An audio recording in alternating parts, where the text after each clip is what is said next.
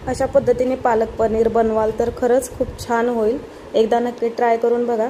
तर नमस्कार मंडळी, कशा आहात सर्व? स्वागत आहे तुमचं माझ्या यूट्यूब चॅनलवर ज्याचं नाव आहे श्वेता की दुनिया। मी आज पालक पनीर बनवणार आहे। तर त्यासाठी मी एक पातेल्यामध्ये पाणी घेतलेलं आहे। पाणी बॉईल झाल्यानंतर त्याच्यामध्ये 1 चमचा साखर टाकायची आहे। साखर टाकल्यानंतर ते पालक जे आपण वॉश करून घेतलेली आहे ती पालक टाकून द्यायची आहे मध्ये, आणि पालक व्यवस्थित 5 ते 6 मिनिट तिला व्यवस्थित उकळवून घ्यायचा आहे। आणि साखर का टाकली आहे? कारण की पालकचा जो कडूपणा असतो थोडाफार आणि पालकचा जो कलर असतो तो व्यवस्थित मेंटेन राहावा म्हणून। आणि त्याच्यासोबतच एक हिरवी मिरची आणि कोथिंबीरचे देठ टाकलेले आहेत मी वॉश करून। हे सर्व व्यवस्थित 5 ते 6 मिनिट उकळवून घ्यायचं आहे। हे असं चिमट्याच्या सहाय्याने त्याला व्यवस्थित आरतून परतून घ्यायचं आणि व्यवस्थित बॉईल होऊ द्यायची। ही बघा, अशा प्रकारे पालक आपली व्यवस्थित 5-6 मिनिट बॉईल झालेली आहे। आता ही लगेचच थंड पाण्यामध्ये काढून घ्यायची आहे। मी एका बाउलमध्ये थंड पाणी घेतलेलं आहे आणि ती पालक थंड पाण्यामध्ये काढून घेतलेली आहे। थंड पाण्यामध्ये टाकण्याचं कारण हेच की पालक शिजणं थांबून जाईल, म्हणजे जास्त गरगट्टा होणार नाही, म्हणून लगेचच थंड पाणी घ्यायचं आणि त्या थंड पाण्यामध्ये पालक टाकून द्यायची थोडा वेळ।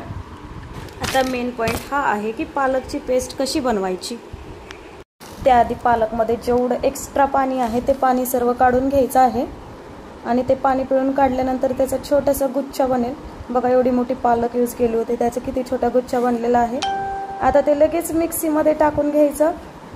आणि हो, याच्यामध्ये पाणी मिक्स बिलकुल करायचं नाही। त्याच्यामध्ये काय मिक्स करायचं ते सांगते चला। तर याच्यामध्ये मिक्स करायचं आहे तेल। तर तेल का मिक्स करायचं? कारण पालक शिजायला पाणी टाकल्यानंतर वेळ लागतो पालक शिजायला, त्याच्यामुळं तेल टाकायचं आणि मिक्सरमध्ये याची व्यवस्थित फाईन पेस्ट बनवून घ्यायची आहे। हे बघा, अशा प्रकारे पेस्ट रेडी झालेली आहे। खूप स्मूथ आणि छान पेस्ट बनते। त्याच्यामध्ये बिलकुल पण मी पाणी नाही टाकलेलं आहे। तर आता चला दुसरी पेस्ट करायची आहे आपल्याला। ती म्हणजे मी खूप सारा लसूण घेतलेला आहे आणि त्याच्यामध्ये थोडंसं अद्रक टाकलेलं आहे आणि ह्याच्यामध्ये पाणी टाकलेलं आहे।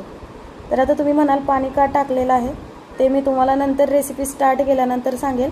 ह्याची पण व्यवस्थित पेस्ट बनवून घ्यायची आहे मिक्सरला। ही बघा, अशा प्रकारे पेस्ट बनलेली आहे।